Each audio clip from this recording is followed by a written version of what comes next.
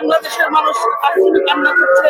আমাদের মমতাময়ী মা বাংলাদেশের গণতন্ত্রের জন্য অনেক লড়াই করে এই স্বৈরাচার হাসিনা তাকে এতটা কষ্ট দিয়েছে, তাকে সোলো পয়জিং এর মাধ্যমে তাকে অনেক কষ্ট দিয়েছে। সে কষ্ট পেতে পেতে আজকে সে শেষ নিঃশ্বাস ত্যাগ করেছে, আল্লাহ তাকে সে চলে গেছে।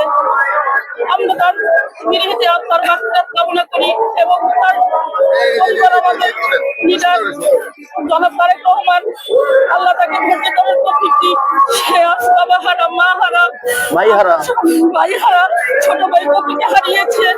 আমরা আল্লাহ তাকে ধৈর্য ধরার প্রতিটি, আমরা তার জন্য সবাই দোয়া করছি এবং আমরা বাংলাদেশের মানুষ স্তব্ধ হয়ে গেছে যে আজকে আমাদের মাঝ থেকে আমাদের বড়দের মা হারিয়ে গেছে। এরকম একটি শত জন্ম আসবে কিনা আমরা বলতে পারবো না। আমরা খুব দুঃখিত, আমরা কষ্টে ধরে রাখতে পারছি না।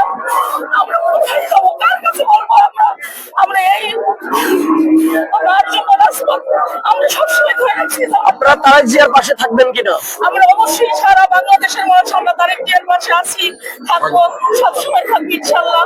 আল্লাহ আমাদের সামনে সবার কাছে আমাদের দোয়া থাকলো যে আল্লাহ যেন সবাইকে যেন